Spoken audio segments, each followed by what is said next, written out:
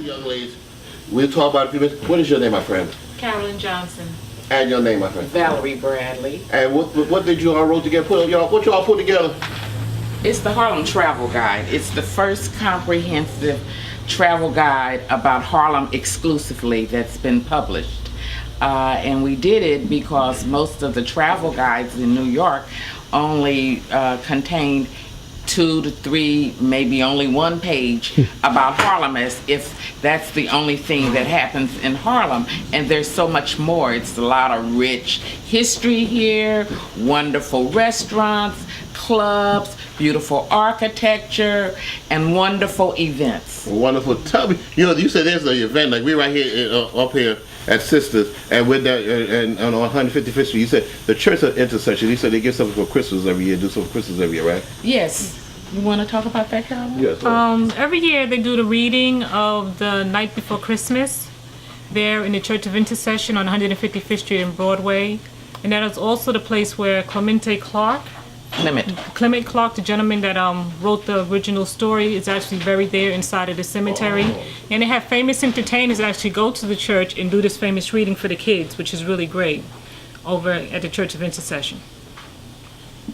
Also, too, in the book you have Sandra, Orlando and Sandra and I went there one night. The Parlor, the young lady who has the Marjorie. Marjorie, what's her name? Who does the Marjorie Jazz Parlor. Yeah. Tell us a bit about that. That's something. That's on a Sunday. You have on. That's on a Sunday, and it's been going on for years. And Marjorie Elliott has a jazz parlor in her apartment at the famous Edgecombe building, 555 Edgecombe Avenue, where a lot of great musicians and scholars during the Harlem Renaissance lived, which is what made the building famous. But the building was also owned by an African, a person of color from the Caribbean. And anyway, Marjorie gives this jazz parlor scene every Sunday. It's free, but you can give like a free will offering. Yeah, we don't know about that. Okay, go ahead. No, yeah. well. Yeah, free will. Yeah. Free will offering, and fabulous jazz musicians come and. Sergeant Carter came over there one night and belled out a tune, right? Sergeant, shit, nod your head there. Put a camera on Sergeant there.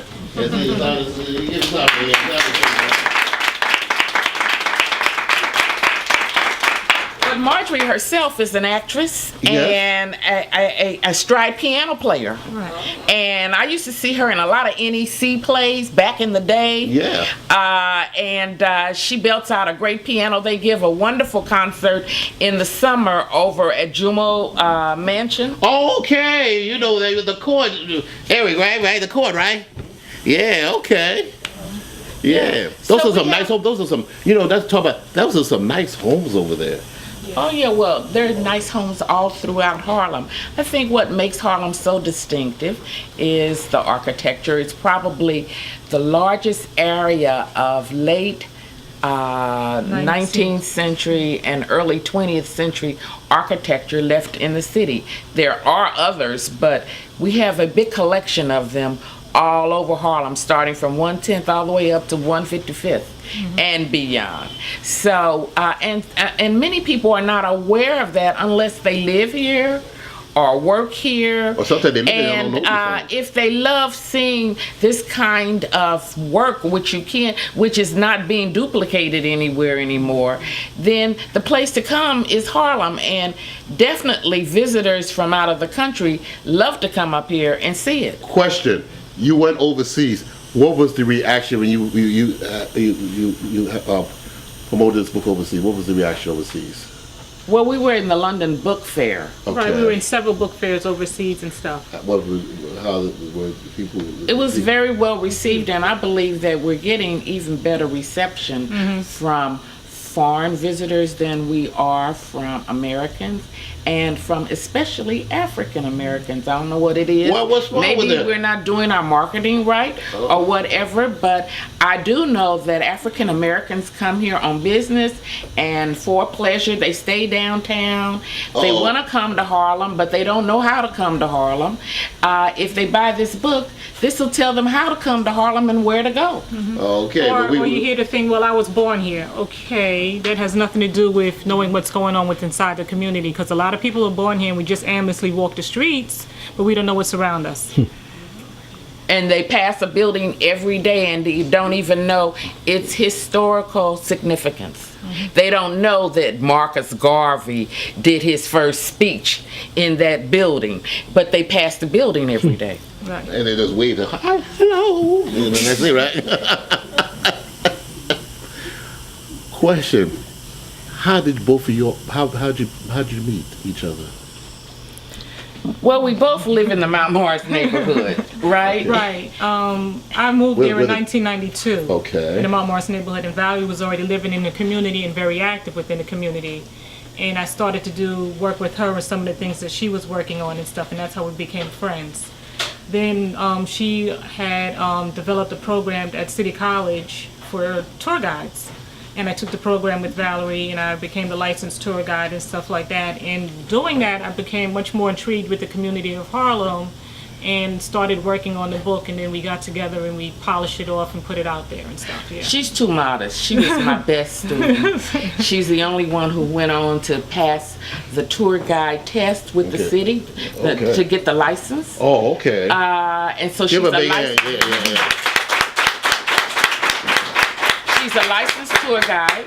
She has a tour company called Welcome to Harlem. Okay. She also has a visitor center that's called Welcome to Harlem that's located on Frederick Douglass Boulevard between 126th and 127th Street, where you can come and get information about what is happening in Harlem and also purchase our book. Okay. We'll leave it at that. Go ahead. Okay. But she also has a website called welcometoharlem.com, where people can come and learn about Harlem, find out what's happening in Harlem, advertise their wares and goods and whatever. So she's just a win-win-win. 3 wins and now a 4th win with the book, because she's taken it to the next level, and I feel privileged to have worked with her on this project. And we have another project we're working on, What other project? developing apps. Apps. Yeah, this will be out hopefully by December for the iPhone. You can get it on. You can get it on the iPhone. Yes, you'll be downloading this on your iPhone. We put in a lot more information because we were restricted page-wise to 250 pages because Oh, it's a okay. colored book. And once we finish the app for the iPhone, it'll be going to the drawer. Well, make sure- and that'll be next year sometime. Make sure put Sisters Uptown Cultural Center there. Oh, it's already in Yes. there. Oh, okay, give it. All right.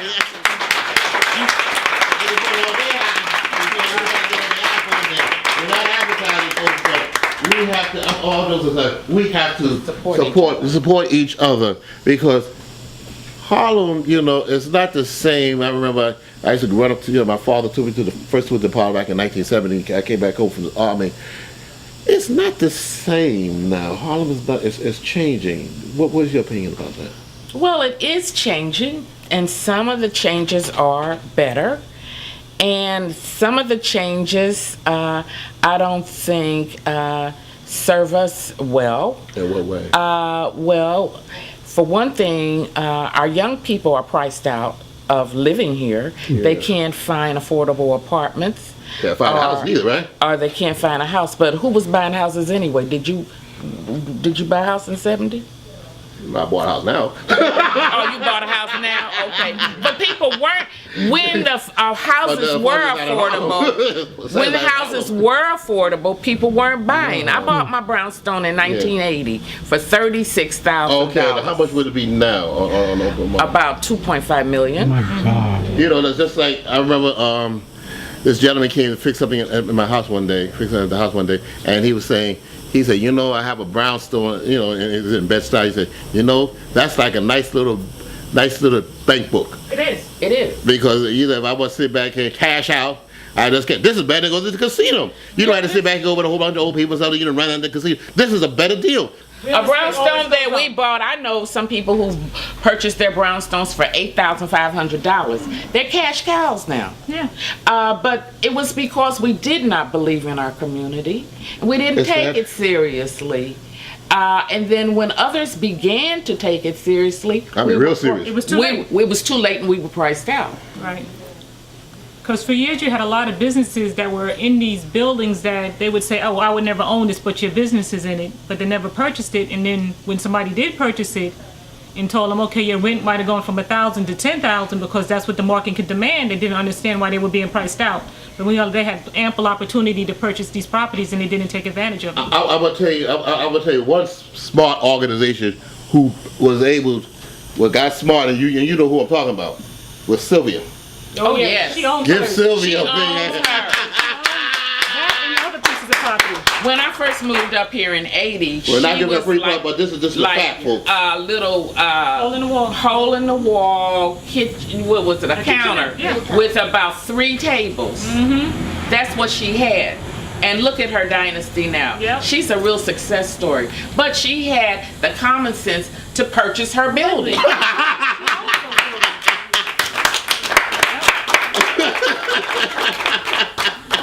That means she got tenants upstairs, and when business get a little slow, you always do that. So I guess the bottom line is that we shouldn't go around hating because now folks a lot of can people will afford sit back to buy the houses which we didn't want to buy. It's improved the lifestyle in Harlem immensely. Oh, sure. The two other restaurants there were named that block. services. I remember when I first moved here, you couldn't get the Times delivered to your house. You couldn't get a restaurant to deliver any food to your house. You hardly had any services. The police weren't even responsive when you said drug dealers. You'd call them up and say, well, the drug dealers is dropping the drugs here right now. If you come right now, you get them. They wouldn't come. So we've got advantages like that, the advantage of all the good things, all the wonderful restaurants and other services But in a way, that are here now. But in a way, and I'm not giving a free plug, but Sylvia in her own way led that way in a sense too, because remember they weren't those restaurants weren't down the block. Oh no. No. She was the only one on the avenue, basically. She was like I don't want to call it a little house on the prairie, but She and the restaurant that was on 145th Street, Copelands. Copelands. When I moved up here, it was Sylvia's and Copeland's. Oh, okay. And Pan until it burned down. Yeah, burned down. Yeah, but that was it. And then the place that Malcolm X met on West 135th Street was it 22 West? Yeah. Oh, 22 West. Yeah, West, Yeah. yeah. But none of them delivered. Okay. If you were sick and didn't feel like going out, you couldn't get a delivery up here. But now, The delivery guys will run you over trying to get to you. I put a menu underneath your door. Menu underneath your door now, right? Yeah. So, I mean, a lot of the change is good. What I'm concerned about is that future changes don't alter the cultural and architectural history of this neighborhood. They're good things that were always here and should remain here, and they're good. And because a new dynamic has occurred in the neighborhood does not mean that what was good and kept what we did have stable here should be obliterated, because new people are here who maybe don't understand the cultural significance of what we had. That's another thing. And it's those kinds of things that bring tourists here. Tourism is a multi-billion-dollar business. You hear that? For New York City. Yes, And a lot of people don't realize Harlem is the third most requested destination. And people don't even know why they want to come here. They just know the name. They have no idea what's here when they get here. They never know what to expect. And they're like, I wasn't expecting this. When they say how beautiful of a community is, how multiracial a community is, because they just think it's all African Americans. But African Americans are not even the majority here anymore. So it's very enlightening to them when they come here as tourists to see we're like any place else. It's just that they just have this negative image about Harlem because we've seen it on TV or it's in the movies. I was like, yeah, that was TV in the movies. But the purpose of tourism is to get people to drop dollars in your community. That helps our businesses grow. That gives people in our neighborhoods jobs.